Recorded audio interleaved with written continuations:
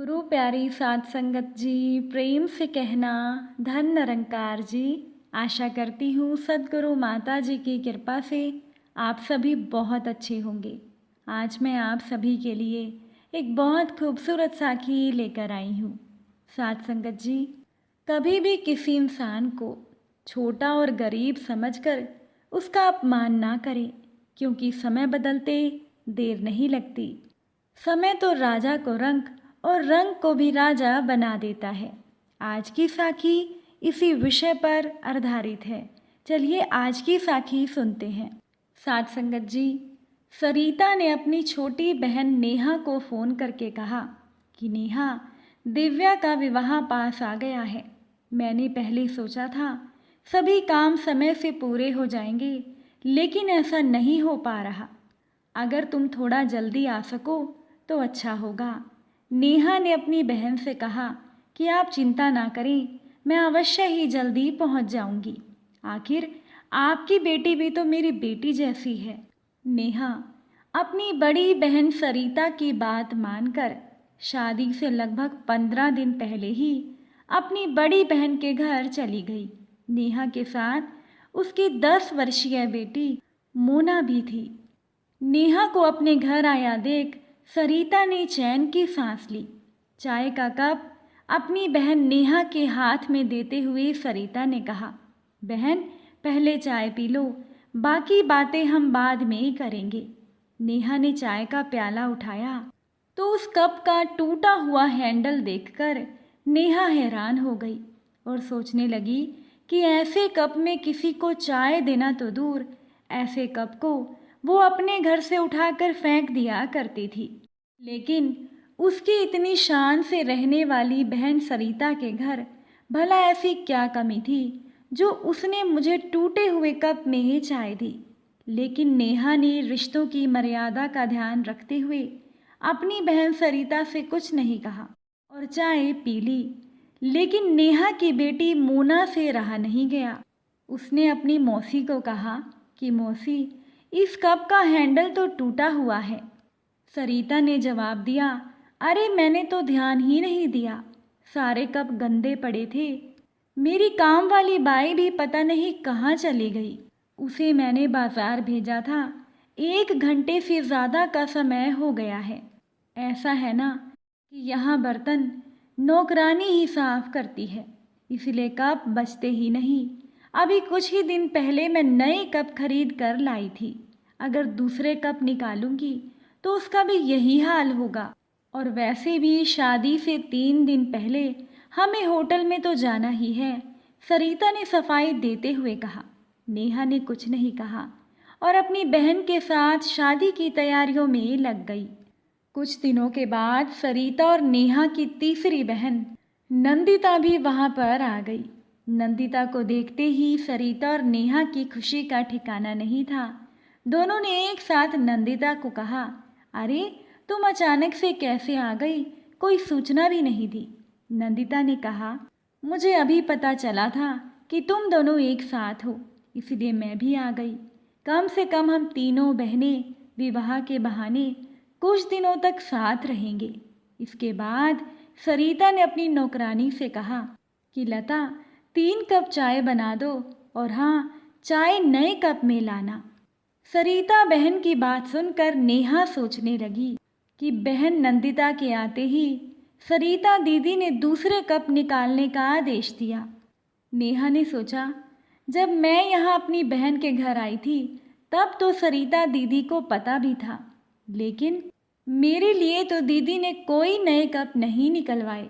नेहा को लगा जैसे उसकी सरिता दीदी ने उसे उसकी हैसियत का एहसास करवा दिया हो। नेहा ने सोचा कि वो पिछले 8 दिनों से टूटे हुए कप में चाय पी रही है, लेकिन नंदिता के आते ही चाय के लिए नए कप निकल गए। एक बार तो नेहा का मन हुआ कि वो वहाँ से चली जाए, लेकिन ऐसा संभव नहीं था। नेहा अपनी तीनों बहनों में सबसे छोटी थी। सरिता और नंदिता की शादी संपन्न परिवार में हुई थी, लेकिन पिता की मृत्यु के बाद उनके घर की स्थिति दयनीय हो गई थी। इसीलिए भाई ने अपनी हैसियत के अनुसार नेहा के लिए घर वर खोजा और नेहा की शादी कर दी।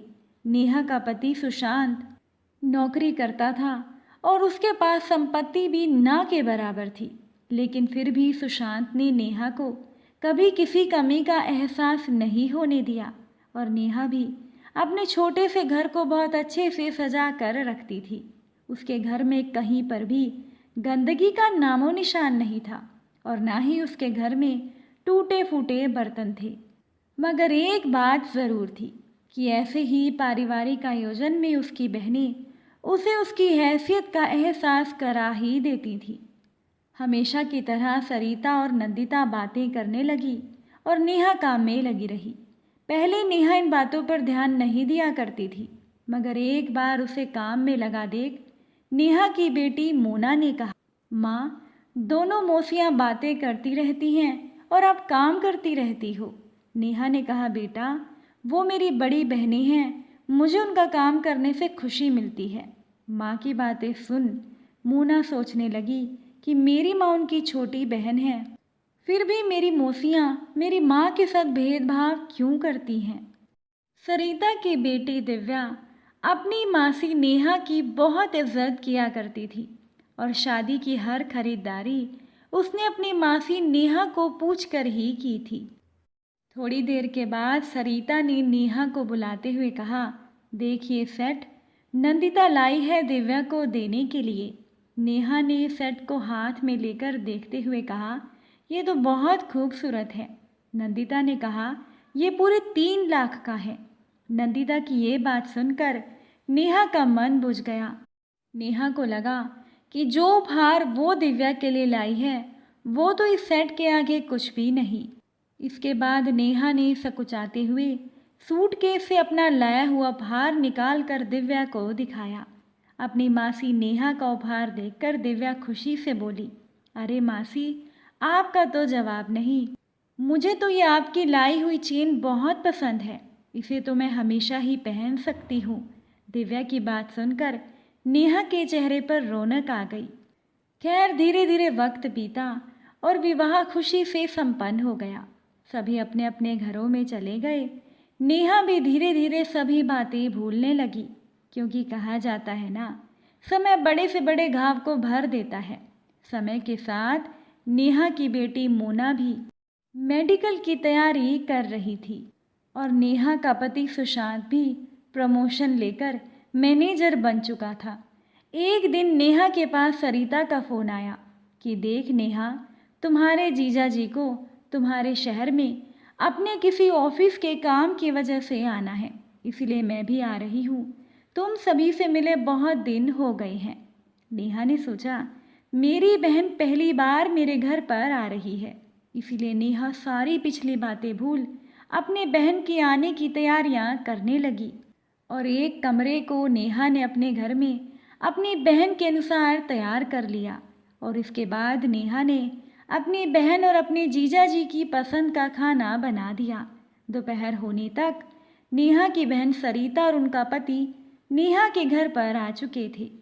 नेहा के जीजा जी ने कहा, सरिता, मैं निकलता हूँ, मुझे देर हो रही है, शाम को आकर तुम सभी से मिलूँगा, तब तक तुम दोनों बहनें बातें करो। सरिता देखने लगी कि उसकी छोटी बहन नेहा ने अपने घर को कितने अच्छे से सजा रखा था। तभी नेहा की बेटी मोना अपनी मौसी सरिता के लिए चाय नाश्ता लेकर आई और जो चाय का कप मोना लेकर आई उसे देखकर सरिता चौंक गई। सरिता कुछ कहती इससे पहले ही मोना कहने लगी कि मासी, इस कप को देखकर हैरान मत होना, क्योंकि दिव्या दीदी की शादी में आपने मेरी माँ को और मुझे ऐसे ही कप में चाय दी थी। मेरी माँ लगातार 1 हफ्ते तक ऐसे ही कप में चाय पीती रही, लेकिन नंदिता मौसी के आते ही आपने नए कप निकाल दिए। मोना ने कहा, वैसे तो मासी, टूटे हुए कप हम फेंक दिया करते हैं, मगर ये कप मैंने बहुत संभाल कर रखा था, उस याद को जीवित रखने के लिए कि कैसे कुछ अमीर लोग अपनी करनी से लोगों को उनकी हैसियत बता देते हैं, चाहे वो गरीब लोग उनके अपने ही रिश्तेदार क्यों ना हो।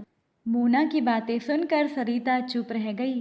बाद में वो मोना के कमरे में गई और बोली, मोना बेटा, आज तो तूने मुझे सबक सिखा ही दिया। शायद मैं ना समझ थी, मैं ये सोच ही नहीं पाई थी कि व्यक्ति चाहे छोटा हो या बड़ा, लेकिन सभी में आत्म सम्मान तो होता ही है। मुझे खुशी तो इस बात की है, तुमने अपनी बात को इतने सहज और सरल ढंग से कहा। आज तुमने मुझे एहसास करा दिया कि उस समय मैंने तुम लोगों के साथ जो किया वो गलत था। इतना कहकर सरिता ने मोना को गले से लगा लिया। जहाँ पर सरिता अपने पिछले व्यवहार पर शर्मिंदा थी, वहीं पर नेहा अपनी बेटी मोना को उसके व्यवहार को लेकर डांटना चाहती थी, लेकिन वो अपनी बेटी को डांट नहीं पाई। हाँ, नेहा को इस बात की खुशी ज़रूर थी कि उसकी बहन सरिता ने अपना बड़प्पन दिखाते हुए अपनी गलती मान ली थी और आज नेहा के दिल से वर्षों पुराना बोझ उतर गया था।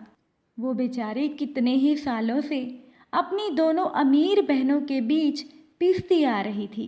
बात बात पर उसे उसकी बहनें उसे गरीबी का एहसास कराती थी, लेकिन आज नेहा का समय चक्र बदल चुका था, क्योंकि उसका पति सुशांत मैनेजर बन चुका था और उसकी बेटी मेडिकल की तैयारी कर रही थी।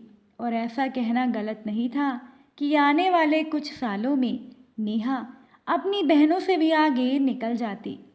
इसीलिए साथ संगत जी, कहा जाता है कि समय कब किसी का बदल जाए कुछ नहीं कहा जा सकता, क्योंकि भगवान के घर तो देर है मगर अंधेर नहीं। इसीलिए कभी भी किसी को छोटा ना समझे। उम्मीद करती हूँ आज की ये साखी आपको पसंद आई होगी। अगर ये साखी अच्छी लगी हो तो प्लीज़ वीडियो को लाइक और शेयर कीजिएगा। चैनल पर नए हैं तो सब्सक्राइब भी कीजिएगा। आप सभी से फिर मुलाकात होगी एक नई साखी के साथ।